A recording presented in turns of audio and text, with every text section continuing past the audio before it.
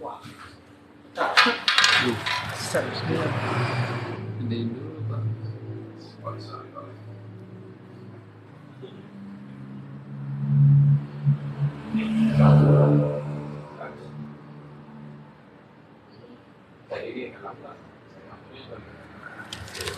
Oke ya.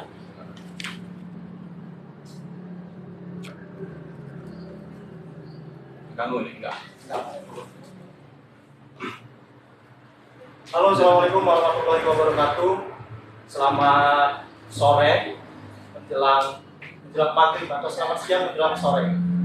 Selamat datang di podcast ngobrol produktif bersama Koma ID yang disiarkan secara langsung di TikTok atau akun TikTok ilalang.id. Nah, sebelumnya perkenalkan, saya di sini sebagai host, saya Abidin, dan saya hari ini sudah ditemani oleh dua advokat ganteng kita ini. Yang di sini ada di sebelah kanan saya nih. Sebelumnya tema podcast kita kali ini adalah melihat peluang masa depan generasi milenial melalui profesi advokat. Nah, karena temanya memang ini lebih bicara generasi milenial nih, kawan Lalang atau kawan Koma ID, maka yang dihadirkannya juga kita pengacara-pengacara muda. Nah, sebelumnya kita mungkin sapa dulu ya. Assalamualaikum Bapak-Bapak. Waalaikumsalam warahmatullahi wabarakatuh. Nah, Abang-abang boleh dong mungkin memperkenalkan diri dulu nih ke kawan-kawan di Lalang. Mungkin mulai dari Bang Eki dulu. Ya, selamat sore kawan-kawan Ilalang. Semoga kita semua dalam lindungan Allah Subhanahu wa taala dan selalu diberikan kesehatan. Tentunya alhamdulillah kami kedatangan saudara Abidin selalu memberikan gagasan pemuda yang punya potensi bagus. Intinya mungkin saya akan memperkenalkan diri. Nama saya Eki Wijaya, sarjana hukum.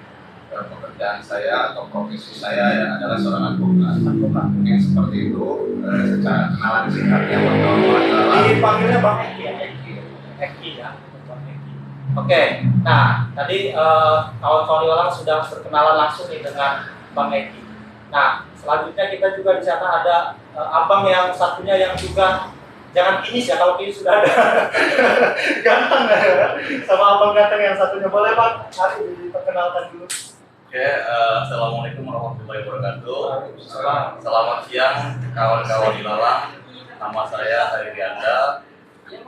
Saya sebagai praktisi hukum di kantor AHP and Partner. Mudah-mudahan bidang-bidang kita yang ini memberikan motivasi, memberikan pencerahan untuk kaum muda yang milenial. Ya. Karena kebetulan nih penontonnya nih para generasi milenial semua ya. Dari teman-teman dari berbagai daerah di seluruh Indonesia. Dipanggilnya apa Bang Hari ya? Bang Hari. Bang Hari. Nama panggungnya iya. Oh, nama panggungnya. Soalnya Hari Rianda. Oh, Hari Rianda. Nah, kita panggil Bang Hari aja lah. Oke. Kita sekarang ini lagi ada di kantornya Bang Hari ya? Iya. Di daerah Kota Serang ya, Kabupaten Serang. Ini Kota Serang, Samping Pengadilan Negeri. Kota Serang, Samping Pengadilan Negeri. Nah, oke.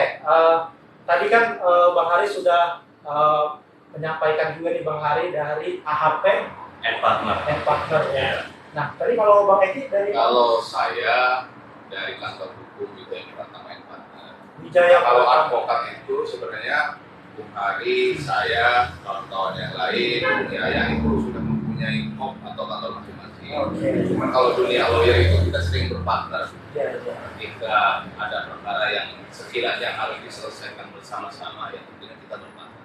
Dan beneran hari ini karena saya ada agenda sidang di Pengadilan Negeri Serang, tentunya kita mampir ngobrolnya di sini di kantornya Bung Hari. Oke, jadi tadi ada Bung Hari dari AHP and Partner dan Bang Eki dari Wijaya Pratama and Partner. Jadi dua-duanya nih katakanlah mungkin advokat muda yang sukses ya kawan-kawan, karena sudah punya perusahaan sendiri, sudah melalang buana di berbagai macam kasus atau di berbagai macam persoalan. Oke, karena kita kita ingin tahu nih ya cerita pengalaman mungkin dari Bang Eki atau Bang Ari gitu ya. Nah pertama-tama saya di sini sudah menyiapkan banyak pertanyaan nih sebenarnya Bang. Khususnya yang untuk inspirasi kita lah sebagai kawan-kawan muda atau kaula muda atau kalau sekarang sudah generasi milenial. Gen Z ya. Nah mungkin dari Bang Ari dulu. Bang Ari boleh dong menceritakan pengalamannya mungkin bagaimana proses kemudian Bang Ari ini terjun ke dunia advokat sendiri. Mungkin dari masa kuliah boleh. Ya. Kalau di dunia hukum ya pertama saya kuliah di Unita ya. Unita kemudian mengambil fakultas hukum. Kalau ketertarikan saya terhadap hukum itu sudah terlihat dari situ, dari kenapa saya mengambil hukum. Kemudian setelah lulus saya menjadi legal officer di salah satu bank swasta. Karena bukan sponsor, nggak saya sebutin. Jadi kerja dulu lah ya. Kerja dulu, saya di legal officer itu selama 8 tahun. Selama 8 tahun. Kemudian karena memang sudah dipikir cukup ya kerja di orang lain, kemudian saya ingin join di dunia profesi. Nah, karena ada PKPA yang dibuka di Serang, akhirnya saya mencoba PKPA di tahun 2017. Oh, PKPA-nya tahun Iya, tahun 2017, alhamdulillah lancar dan saya resign waktu itu dari kerjaan, kemudian join di dunia profesi ini dengan teman-teman membuat kantor. Dan sekarang berarti dari 2017 tuh mulai berkarir ya, pasca sumpah ya setelah PKPA. Iya. Oke. 2017 berarti sudah 5 tahun lah ya. Kurang lebih Pak. Oke, itu tadi cerita dari Bang Ari. Iya. Nah, kita dengarkan juga nih dari Bang Eki nih yang kita bilang apa tampan. Karena nggak tampan, ganteng, ada tipisnya. Silakan Bang Eki boleh diceritakan juga. Ya kalau saya menentukan untuk menjadi seorang advokat itu berawal dari hati nurani karena saya ingin bermanfaat untuk bisa menolong masyarakat atau kaum para pencari keadilan. Tentunya masyarakat yang nggak punya atau masyarakat yang buta hukum, tentunya saya ingin bisa membantu dalam artian mencari keadilan. Nah, mengawali karir dari dunia advokasi sebenarnya pada saat itu saya lulus kuliah di Untirta itu sempat bekerja juga. Sama ya, lulusan bekerja juga di salah satu perusahaan perbankan BUMN.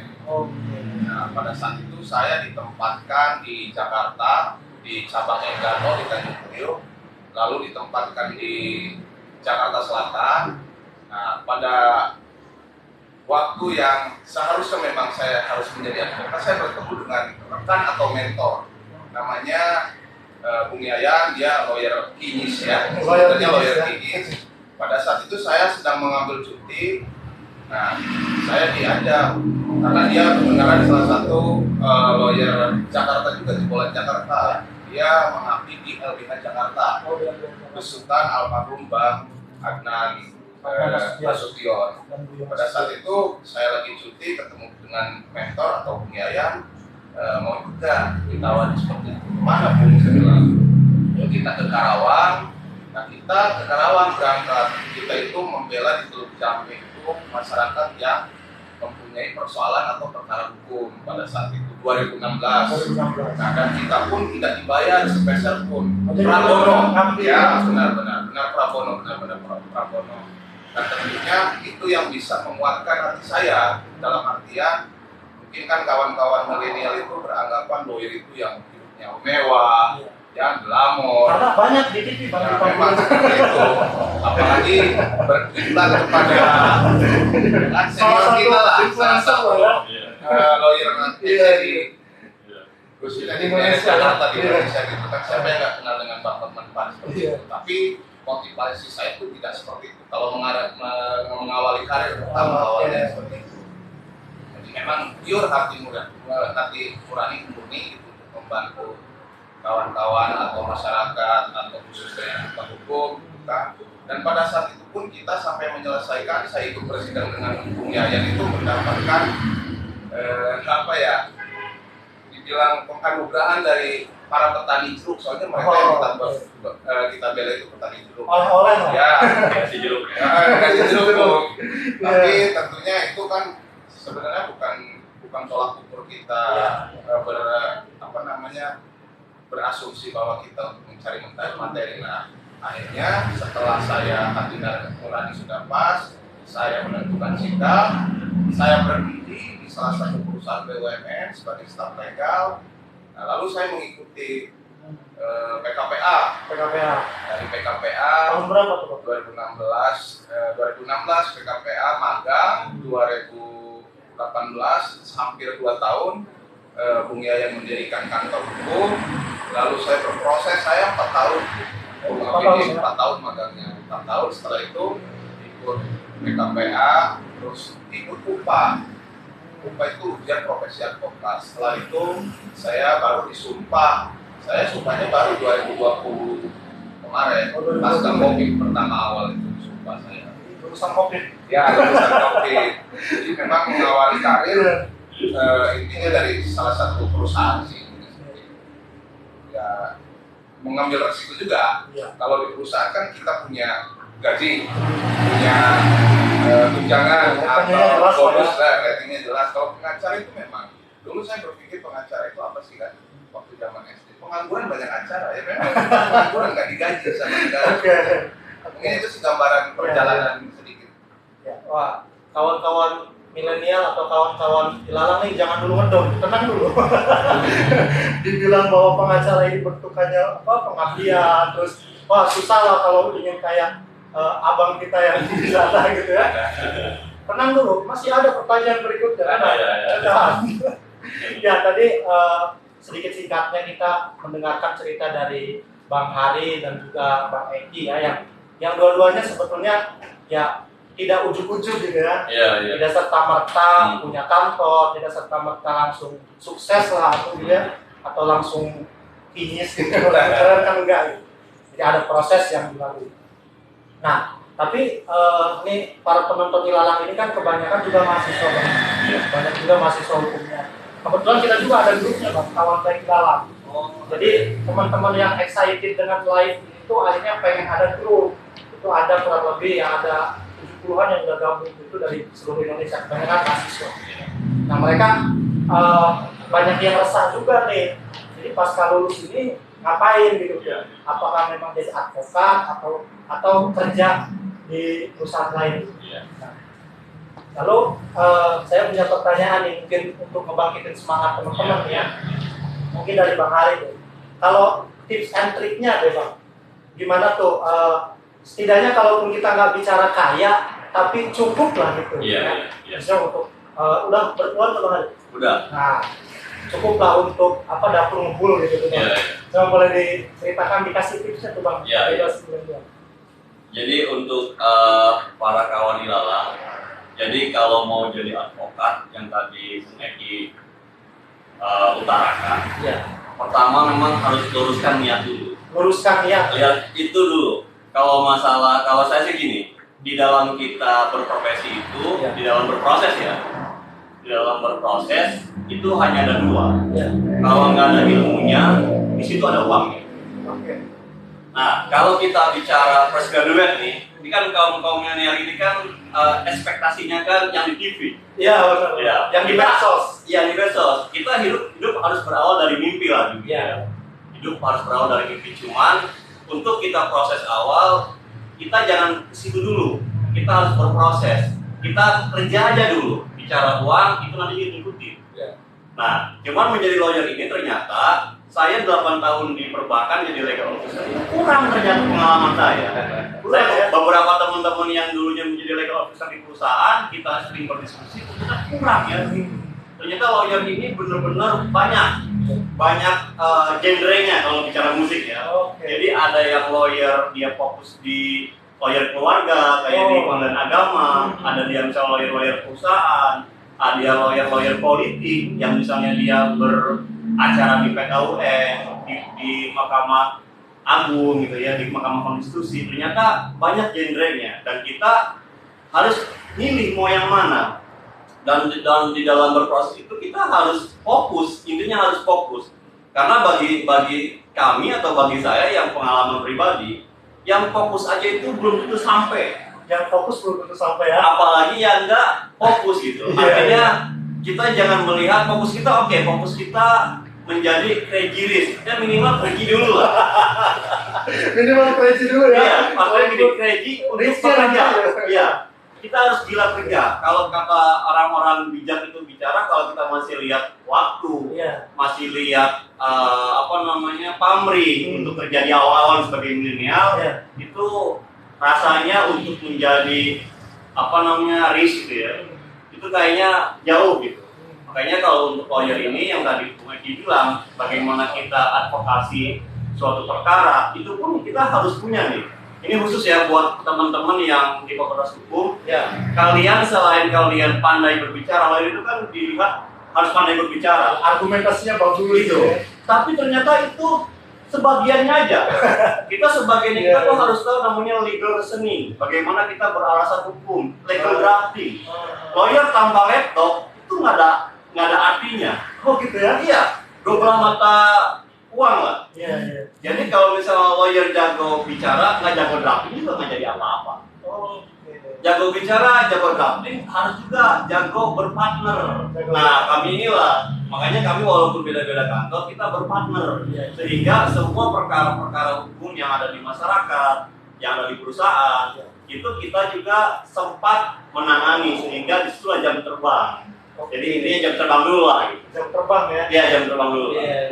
Tapi dapur aman Bang ya? Dapur insya Allah. Kalau kita mau fokus. Iya. Nah itu kawan-kawan. Jadi yang pertama tadi kalau kata Bung Hari, luruskan dulu nih ya. Nah setelah itu banyak hal yang juga harus dilatih ya, dan prosesnya harus diikat. Boleh lah bermimpi jadi crazy rich gitu ya. Tapi crazy aja dulu. Nanti kalau udah prosesnya panjang baru mudah-mudahan bisa jadi rich gitu ya. Iya. Karena jangan sampai nih, karena banyak yang fleksi, istilahnya di Indonesia itu ada fleksi kan. Iya, benar. Wah dia kaya dadakan ternyata masuk badas belum. Jeruji ya. Karena tiba-tiba mainin itu gitu. Iya. Nah itu tadi pengalaman atau tipsnya dari Bung Hari. Nah kita dengarkan juga nih dari Bung Eki biar lengkap ya, pandangannya biar lengkap dan biar gimana kalau menurut Bung Eki atau Bang Eki? Kalau menurut saya, intinya profesi advokat itu adalah profesi nobile, profesi yang terhormat, profesi yang mulia. Jadi pada dasarnya buat kawan-kawan ilalang itu mindsetnya kalau mau menjadi seorang advokat itu harus dibangun dari pertama kuliah. Dari pertama kuliah, tentunya tadi yang saya bilang, tanamkan hati saudara atau kawan-kawan itu untuk membantu. Intinya tujuan saya itu. Kalau masalah finansial, ketika skill kita mumpuni, relasi kita bagus, silaturahmi kita terjalin, rezeki itu pasti bakal ngikutin. Tapi jangan salah juga buat kawan-kawan milenial ini, jangan berpatokan, berprinsip bahwa ingin menjadi advokat langsung kaya. Itu nggak boleh gitu, seperti itu. Jadi mindsetnya harus dibangun, jangan duit dulu. Jangan duit dulu. Bantu dulu orang-orang yang lemah, orang-orang yang miskin, orang-orang yang buta hukum. Tentunya soal rezeki itu urusan Tuhan, urusan Allah. Nah, salah satunya ya saya. Mungkin kalau berbicara masalah aman berbicara masalah ekonomi, finansial itu mungkin lebih aman di perusahaan. Tetapi saya berprinsip ada upah ada perintah. Kalau di perusahaan itu ada upah ada perintah. Kenapa disebut ada upah ada perintah? Mohon maaf, dengan gaji sekian, tentunya yang kita pikirkan itu gimana bulan depan gitu. Ya kan? Tetapi kalau dunia advokat walaupun tidak punya uang, tidak punya gaji, salah satunya contoh misalkan 1 tahun nggak makan, tapi dengan kita konsisten, dengan kita ingin kemauan keras, profesinya punya integritas, itu akan tertutup. Justru sejahteranya saya sekarang gitu ya, menurut saya mungkin kalau dibilang mapan belum, tapi menurut sejahtera saya ketika bekerja di salah satu perusahaan BUMN mungkin lebih sejahtera sekarang secara finansial Ya tentunya dari profesi ini yang kita tuai itu, yang kita tanam itu kebaikan, justru untuk doa-doa kita menjadi sukses. Contoh, salah satunya, jangan membeda-bedakan perkara klien, baik orang miskin, orang kaya, itu kita harus samakan, ya, diperlakukan sama. Kalau orang miskin kita bantu, tentunya mereka mendoakan kita agar lebih sehat, lebih sukses. Justru jalan sukses itu dari doa-doa mereka yang kita bantu, gitu. Tetapi di sisi lain, klien-klien yang kaya juga wajib membayar, wajib membayar ya untuk finansial kita, gitu. Jadi subsidi silang intinya seperti itu. Jadi menurut saya ya sekali lagi tanamkan hati kalian, hati saudara-saudara untuk istilahnya membantu. Kalaupun masalah ekonomi nanti ikutin. Itu sih gambarannya. Ini sebenarnya perspektifnya nih perspektif ini ya filsuf. Perspektif filsuf. Jadi kan kalau kalau anak milenial lagi ramai stoikisme. Jadi aliran filsafat yang orang tuh udah berproses aja dulu gitu. Hasil mah itu urusan kita. Nah, tadi sudah juga disampaikan bersama Bang Eki. Jadi salah satu hal yang menjadi katakanlah pegangan kuatnya Bang Eki ini, kalau pengacara ini memang satu profesi yang mulia. Ya, jadi karena di lain sisi bisnis ya katakanlah gitu ya. Tapi yang lain memang ini cukup membantu untuk kepentingan publik. Ada istilah subsidi silang bahkan. Karena kalau advokat sendiri, Bung Abidin itu salah satu penegak hukum. Ya, yang sesuai dengan Undang-Undang Advokat nomor 13 tahun 2003 itu salah satu penegak hukum itu kan di Indonesia ada 4. Yang pertama itu majelis atau hakim, kedua jaksa, ketiga polisi, yang keempat advokat atau pengacara. Tapi kalau advokat pengacara itu bebas mandiri. Gitu. Intinya untuk membantu para pencari keadilan seperti itu. Jadi salah satu tools yang ada dalam hukum komponen yang ada dalam hukum. Nah itu tadi tips and trick ya teman-teman. Jadi sebenarnya kan jangan takut dapur nggak kebul sih sebenarnya. Kalau rezeki urusan Allah. Kalau rezeki urusan Allah. Berupaya. Yang penting ikhtiar dan berupaya kan. Siapa tahu nanti yang benar jadi crazy rich. Oke. Nah tadi tips and trick ya. Nah kalau bicara mungkin kan kalau Bang Eki nih ataupun Bang Hari ini kan memang sudah terdiri sendiri lah kan itu sudah berkali. Tapi kalau katakanlah fresh graduate yang mereka memang prospeknya tuh harus mulai dari awal. Gitu. Nah kalau menurut Bang Eki dulu, menurut Bang Eki untuk prospeknya sendiri gimana sih? Apakah memang ini masa depan cerah atau masa depan suram? Kalau bicara dari awal. Kalau profesi advokat itu tentunya dari seluruh Indonesia ya. Yang setiap tahunnya pasti ada yang namanya BKPA, setiap tahunnya pasti ada yang namanya UPA, setiap tahunnya pasti ada yang disumpah. Nah maka yang konsisten, yang amanah, yang bekerja keras, yang istilahnya serius, fokus membantu masyarakat kecil, baik masyarakat kecil sampai masyarakat kaya, intinya fokus. Kawan-kawan mau belajar dari nol, kualitas itu yang belajar dari nol, kualitas teruji. Pasar contoh gini, di pasar rawa banyak pedagang sayur, tetapi kualitas yang bagus, baik itu sayur, buahan, nanti juga dengan sendirinya pasar memilih kita. Nah intinya profesi advokat itu setiap tahun, setiap bulan ya Bung ya, atau setiap istilahnya di pasca COVID ini banyak yang disumpah, tapi kualitas itu. Gitu. Intinya amanah yang menurut saya itu amanah. Jangan sampai kepercayaan klien itu kita salah gunakan atau main waktu itu nggak boleh. Dan yang paling penting advokat itu jangan pernah minta-minta perkara. Jangan kita mindset pengen kaya minta perkara. Ada itu banyak. Iya. Jangan minta perkara, kita harus memegang teguh juga undang-undang kode etik. Seperti itu. Jadi walaupun memang ingin kaya gitu ya, ataupun ingin punya gitu ya, tapi ya jangan nabrak-nabrak yang sudah ada. Jangan salah juga nanti kawan-kawan ilalang ini berprinsip pikir datang ke pengadilan ingin mencari kemenangan. Nah itu yang nggak boleh. Nggak boleh bertujuan justru nanti malah menghalalkan segala cara Bung ya. Menghalalkan segala cara nggak boleh. Kita di pengadilan itu nyari benar salah, ya. Katakan nyari benar salah itu kita uji. Ya. Pokok perkaranya ini benar nggak orang yang diduga melakukan tindak pidana ini? Ya bersalah. Kalau misalkan di fakta pembuktian bersalah, ya tentunya kita yang dibela itu hak-haknya. Ya. Itu bukan kesalahannya itu sih prinsip. Jadi kalau bicara prospek, ya bagus ya teman-teman. Tadi sudah disampaikan bagus. Ya nggak mungkin ada fakultas hukum. Gitu. Cuman memang ada hal-hal yang memang harus menjadi catatan ya. Dalam profesi apapun mungkin ya. Terus advokat, terus juga pers gitu ya. Jadi semua ada kode etik, ada akurasi. Jangan sampai karena wah dia kaya karena menang banyak perkara terus menghalalkan segala cara gitu ya. Jangan sampai. Nah kalau menurut Bang Hari sendiri itu gimana tuh kira-kira? Atau gini deh, step by step gitu Bang. Iya. Step by step tuh sampai katakanlah dia punya modal dan bisa berdikari Bang. Iya. Kira-kira gimana? Jadi kalau step by step seorang milenial ya, atau katakanlah fresh graduate dia baru lulus, itu pertama harus 2 tahun. 2 tahun? Iya, dia 2 tahun setelah lulus. 2 tahun tuh puasa? Iya, artinya gini, 2 tahun itu dia setelah lulus, itu dia bisa PKPA. Oh, oke. Iya. Kemudian ya PKPA itu dari situ harus juga berusia 25 tahun untuk disumpah. Oh, ada syarat ya? Iya, ada syarat. Jadi advokat itu tidak semua orang usia bisa disumpah gitu. Jadi harus ya. Ya, kita iklan bentar. Jadi harus usia 25 tahun baru bisa disumpah.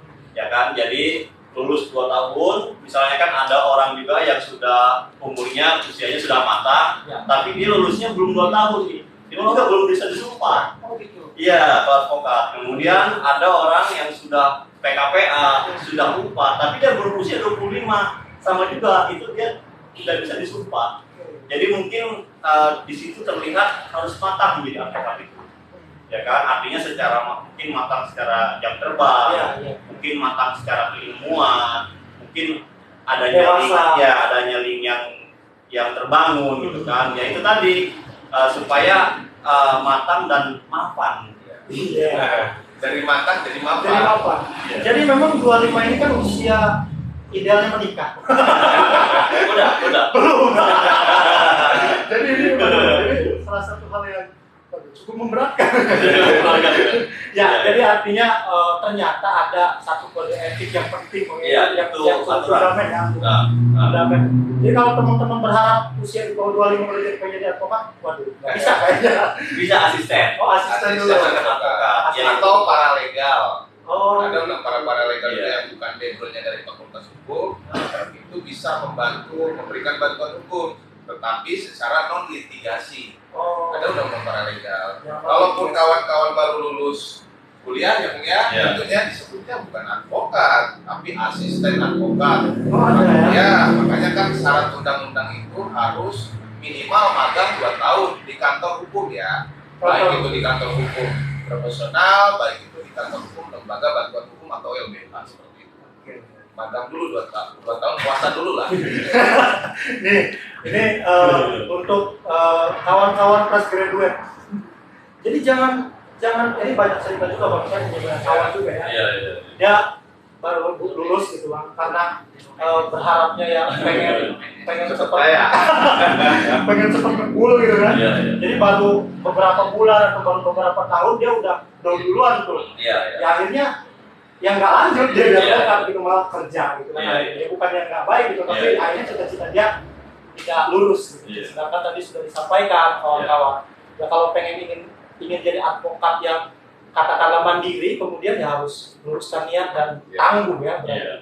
Iya. Banting, Banting. nggak baperan. Nah, kita kan juga tahu ya salah satu masalah dari profesi di Indonesia apapun, Iya, apapun. wartawan, advokat, mungkin yang katakanlah yang baru sejahtera bisa mungkin dokter. Ya. Profesi di Indonesia yang pakai lagi. Sekarang dia udah ada juga ya. Iya. Organisasinya. Nah, kalau kita lihat mungkin boleh Bang dikasih juga gambaran bagaimana kondisi profesi advokat di Indonesia. Karena mungkin nggak semua nih kayak Abang Haris gitu, nggak semua. Banyak yang jatuh di tengah jalan, banyak yang bangkrut dan lain-lain. Kemudian harapannya gimana untuk dunia advokat lah secara umum di Indonesia? Ya tentunya yang tadi saya bahas ya intinya kita kembali lagi ke pribadi masing-masing, konsisten dulu. Adapun perjalanan ya banyak juga yang setelah disumpah advokat mereka nggak jadi advokat, malah berjualan di pasar. Oh gitu ya? Banyak, malah mereka membuka bisnis. Ya tentunya kualitas itu, kualitas pasar, karena klien sekarang itu pintar-pintar. Kalau kita nggak punya skill, nggak punya relasi, ya sudah mati atau terbunuh dengan sendirinya. Pilih-pilih. Ya saya sih harapannya profesi advokat itu kan mindset, terutama mindset masyarakat kalangan bawah itu berpikir itu bahwa pengacara itu dianggap orang yang melakukan pembelaan terhadap orang-orang yang salah. Ya, sementara di Indonesia sendiri itu ada yang namanya asas praduga tak bersalah. Ya tentunya ketika seseorang diduga melakukan tindak pidana, dianggap melakukan tindak pidana, itu wajib dibela. Yang dibela itu hak-haknya, bukan kesalahannya. Kalaupun kesalahannya terbukti di persidangan, itu sifatnya hanya meringankan. Ya, intinya sih itu. Saya berharap sih mudah-mudahan advokat di Indonesia ini lebih maju lagi ya, lebih profesional lagi dan lebih sejahtera. Karena apa, bebas mandiri. Kalau advokat itu nggak di cover negara, nggak ada ya? nggak dibayar sama pemerintah gitu, tapi bebas mandiri dibayarnya sama klien. Gitu sih intinya. Saya berharap mudah-mudahan profesi advokat ini menjadi pacuan untuk masyarakat halayak publik gitu kan, untuk cari keadilan. Ya tentunya ketika ada persoalan hukum silahkan datang ke advokat-advokat yang domisili sekitar gitu, konsultasi lah, minimal konsultasi gitu, jangan sampai malah minta tolong yang bukan ahlinya gitu.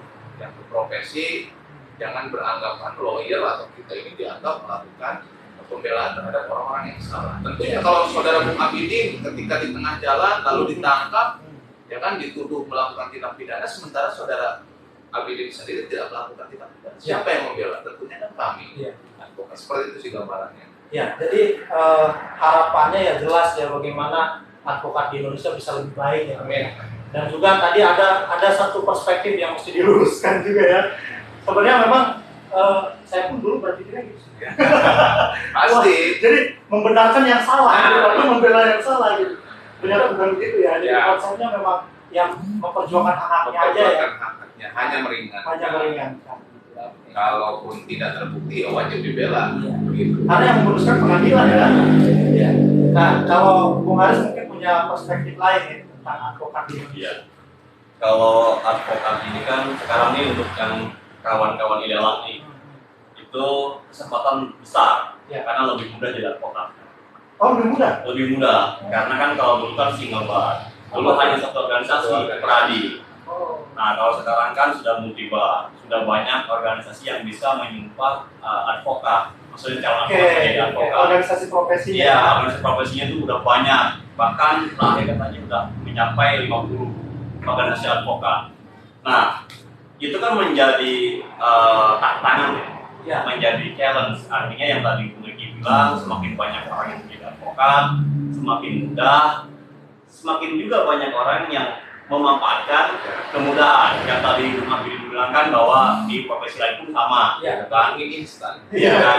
Artinya ada banyak orang yang kemudian memudahkan atau memanfaatkan itu.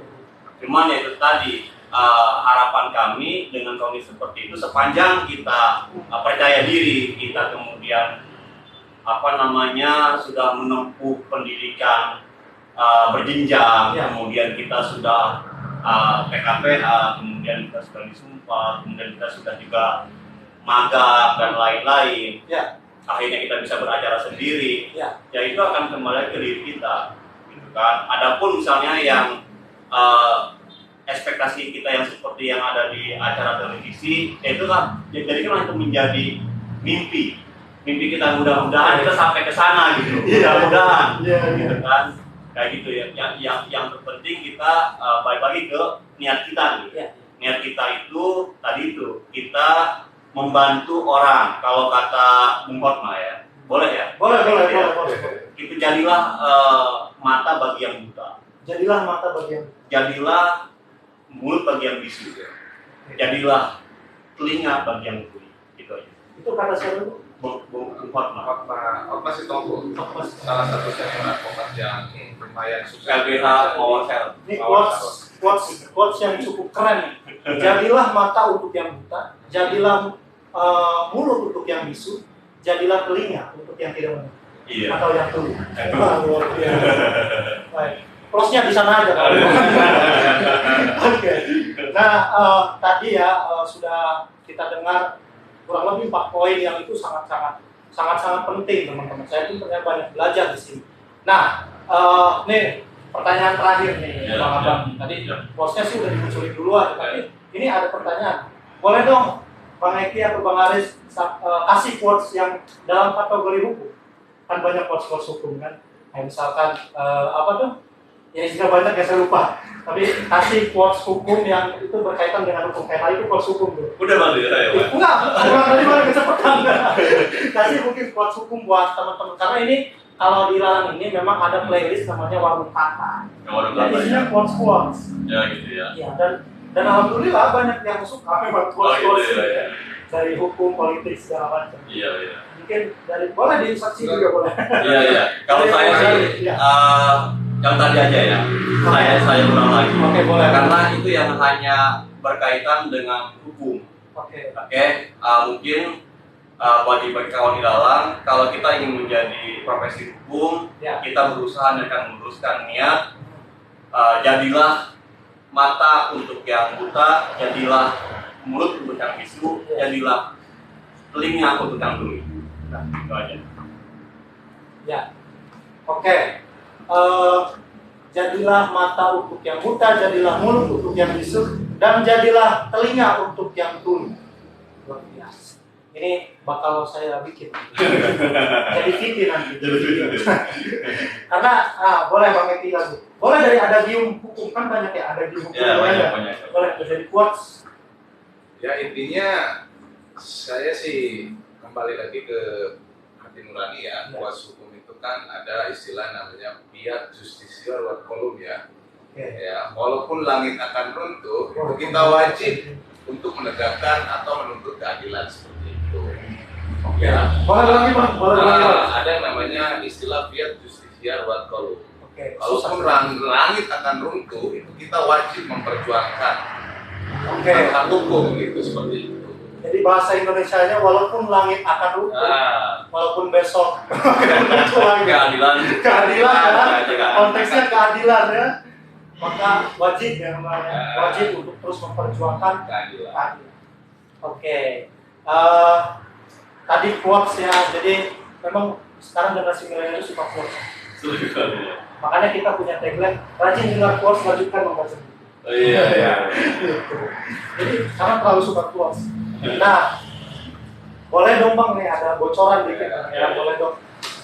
Kita pengen tahu atau banyak kawan-kawan juga yang nanyain.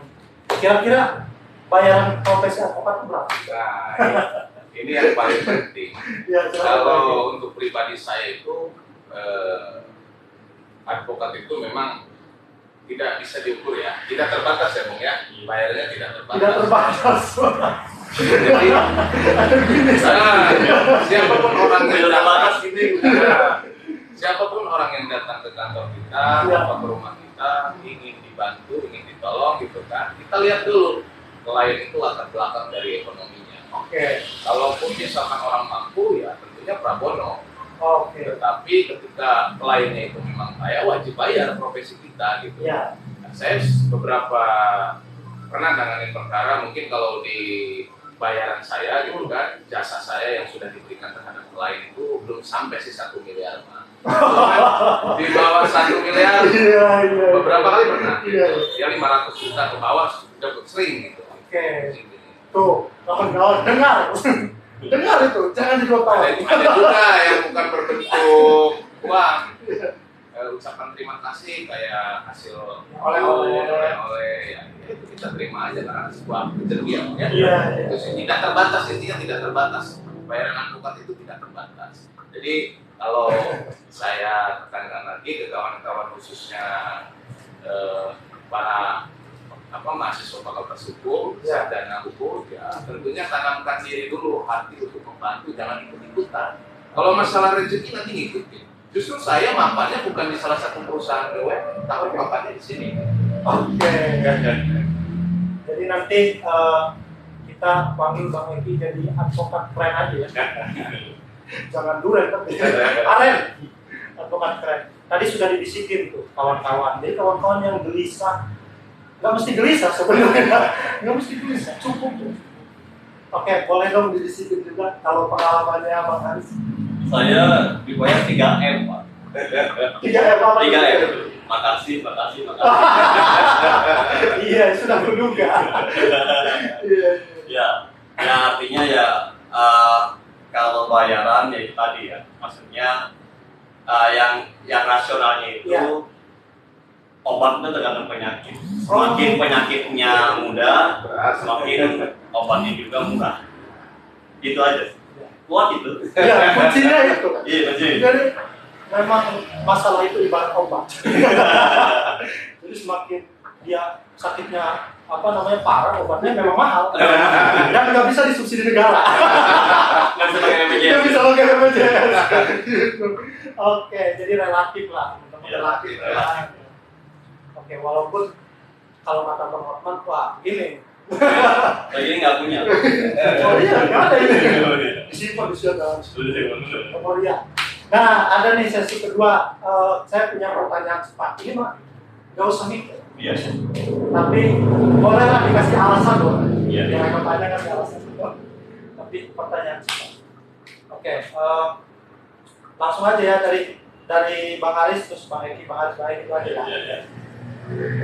Hotman Paris atau Louis Vuitton? Kenapa? Kalau nggak punya alasan nggak apa. Nggak punya alasan nggak apa. Oke, punya alasan. Abstain. Iya, abstain. Hotman Paris, Louis Vuitton. Hotman Paris. Hotman Paris kenapa tuh? Ya lebih kece. Boleh. Biar beda saya juga masih kita kemarin. Lebih kece, menurut saya lebih keren lah ya. Walaupun ya dari profilnya kita sampingkan aja, yang negatifnya kita buang aja. Iya. Nih ada geser nih, pertanyaannya jauh dari dunia advokat, tapi masih berhubungan. Mobil atau motor? Mobil. Kenapa? Nyaman, kan? Luar biasa. Lagi panas. Bang Eki, mobil atau motor? Motor. Kenapa? Biar cepat nyampenya. Oh gitu. Ini gua mobil. Ketahuan Karena mengawalin dunia advokat dulu nggak langsung pakai mobil. Tapi kalau motor dulu, pakai dasi, pakai jas, mau kemana Pak? Mobilan obat ya. Pakai motor dulu. Pakai motor dulu. Perjuangannya pakai motor dulu. Jadi biar sat. Walaupun sekarang nggak pernah pakai motor. Suka cross. Oke. Bang Haris, iPhone apa Android? Android. Kenapa? Fungsi. Biar nggak mau kelihatan ganteng. Fungsi ya. Oke, sekarang pakai Android. Saya belum pas ya. Jadi kalau menjawab misalkan iPhone pakai Android harus sebaliknya kan nggak pas ya. Nggak pas. iPhone apa Android? Android. Kenapa? Karena ngikutin di kalangan bawah. Masuk. Masih pakai Android tuh. Masuk. Karena podcast juga pakai Android. Boleh. Terakhir, kopi atau teh? Kopi. Kenapa? Puncak inspirasi. Ada kepanjangan anak-anak senja. Kopi ketika otak perlu inspirasi. Iya. Iya, boleh. Kopinya diminum, Bang. Bang Eki, kopi atau teh? Ya kalau menurut saya sih kopi. Iya, bisa merasakan pahitnya perjuangan. Oke, boleh. Jadi kopi ini ternyata bukan hanya bagi teman-teman yang masih kuliah ya. advokat masih suka kopi, jadi masih bisa diajak ngobrol. Kalau teh nanti agak susah diajak ngobrol. Oke, sesi terakhir nih, Saya dapat beberapa pertanyaan titipan di grup. Iya. Ada 3 pertanyaan, boleh sekaligus saja. Pertanyaan pertama, kenapa memilih jadi advokat? Pertanyaan kedua, bagaimana atau apa kasus yang pernah diselesaikan dan itu paling berkesan? Terus yang ketiga, bagaimana pesan ketika menolong masyarakat yang notabene gitu ya, dia tidak mampu. Boleh Bang Kali dulu. Ya. Kalau kenapa memilih profesi advokat? Pertama, saya ingin bekerja itu linear dengan yang kita gali dan kita pelajari di kampus. Oke. Karena kan kita sudah sadar mampu. Ya. Kemudian kita pengen linear nih kerjaan kita sehingga bermanfaat lah hidup kita. Yang kedua, kalau kasus apa yang berkesan, saya di Bogor itu membantu orang, kemudian ketika menang dia teriak-teriak, padahal bapak-bapak menangis memeluk saya di tengah-tengah banyak orang, ya kan? Ya, itu ada di Facebook saya. Oke. Tapi saya. Ya kan? Yang ketiga itu apa tadi? Yang ketiga tuh tadi sama kesannya bapak yang menolong. Jadi karena kita ini manusia yang punya nurani, yang punya agama, keyakinan, itu memang ada satu kepuasan tersendiri dari diri kita ketika kita bisa menyelesaikan permasalahan orang lain. Ketika orang lain datang ke kita sakit, kemudian dia pulang dari rumah kita sembuh, itulah kepuasan yang paling tertinggi yang pernah saya rasakan di hidup ini. Jadi itu aja sih yang pernah saya rasakan. Jadi luar biasa. Jadi jangan salah kaprah juga teman-teman ini jadi advokat artinya di tengah aja. Mainlah ke desa. Main ke desa ya. Soalnya tadi pengalaman Bang Hari ya, bagaimana dulu kliennya. Iya, di tengah-tengah banyak orang. Tengah banyak orang. Pasti itu akan jadi kesan yang harus diceritakan, termasuk ke kawan-kawan. Kalau Bang Edi? Kalau saya sendiri sih intinya tadi yang kita sudah bahas di awal, pada dasarnya hati nurani untuk menentukan sikap, konsisten terhadap profesi yang saya jalani itu ya tentunya berat sebenarnya ini berat dalam segi rintangannya banyak dari advokat itu. Ya. Kalau kita tidak bisa bertahan, kalau kita tidak bisa serius, kalau kita lemah ya tentunya nanti dengan tersingkir dengan sendirinya gitu, dengan hukum alam. Tetapi yang saya katakan tadi ingin lebih bermanfaat, ingin lebih berguna untuk membantu sesama ya tadi para pencari keadilan. Walaupun bonus-bonus istilahnya dari perkara-perkara yang profit, ya tentunya itu ya suatu anugerah atau suatu rezeki yang diberikan oleh Allah. Kalau terakhir ini saya alami perkara ada 6 tersangka yang dipolisikan, diduga melakukan tindak pidana pencurian.